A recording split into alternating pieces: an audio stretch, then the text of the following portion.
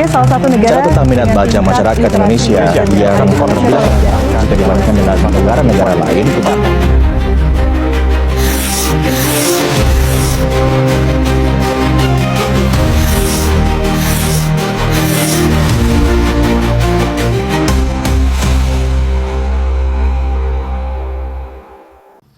Hai teman-teman semuanya, kalian pernah kepikiran nggak? Kenapa sih isu literasi di Indonesia tuh dari tahun ke tahun nggak pernah ada habisnya? Tiap tahun beritanya itu lagi dan itu lagi tentang rendahnya minat baca warga Indonesia. Sedih ya, padahal literasi itu merupakan kunci kemajuan suatu bangsa loh. Menurut survei internasional PISA tahun 2022, skor literasi membaca kita cuma di 359 poin saja. Angka ini tuh rendah banget, bahkan jadi yang terendah sepanjang sejarah PISA di Indonesia. Terus kalau menurut UNESCO, dari 1000 orang Indonesia cuma 1 saja yang rajin membaca. 1? Hah, kaget banget gak sih?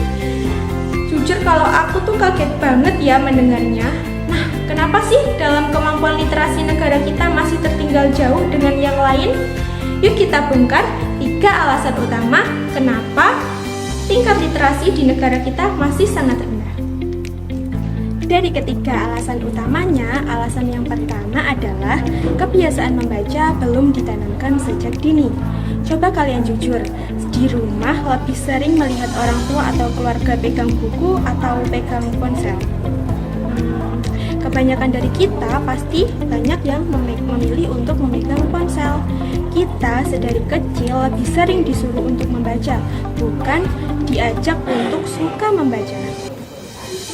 Membaca itu akhirnya terasa berat seperti tugas sekolah. Dampaknya, begitu lulus ya sudah, buku tersebut dilupakan atau bahkan buku tersebut dijual kiloan.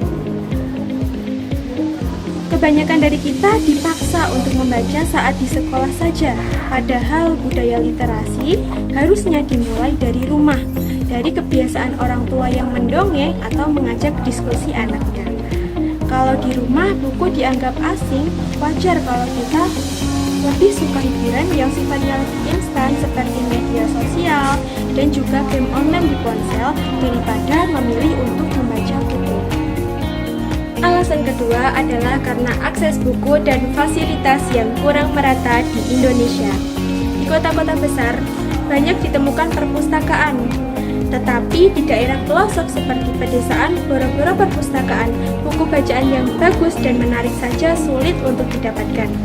Koleksi di sekolah pun kadang terbatas. Bagaimana minat membaca mau tumbuh kalau bahan bacaan yang keren dan juga kekinian saja sulit untuk dicari? Belum lagi harga buku di Indonesia juga tergolong mahal. Alasan nomor 3 yaitu pengaruh teknologi dan lingkungan yang kurang mendukung. Coba kamu hitung, hari ini kamu telah menghabiskan waktumu untuk melihat layar ponselmu berapa lama? Melihat medsos, scroll TikTok, main game online, itu semua ngalahin waktu kita buat serius untuk membaca dan berpikir. Padahal smartphone itu bisa jadi perpustakaan kita loh kalau kita mau. Ponsel kita memang canggih, tapi hal itu juga bisa jadi distraksi nomor 1. Selain itu, coba kamu lihat lingkungan sekitar kita. Apakah lingkungan kita mendorong kita untuk bertanya, untuk berdiskusi, atau bahkan untuk mencari tahu lebih dalam? Kalau lingkungannya lebih sering mengajak kita untuk nongkrong tanpa ada topik yang berbobot, kemampuan literasi kritis kita juga pasti susah untuk berkembang. Oke, kita nggak bisa terus-terusan mengeluh. Kita nggak mau kan masa depan kita diatur sama orang yang literasinya lebih tinggi dari kita. Jadi sudah jelas kan, masalah literasi ini bukan masalah pemerintah saja atau masalah sekolah saja. Ini adalah tanggung jawab kita semua.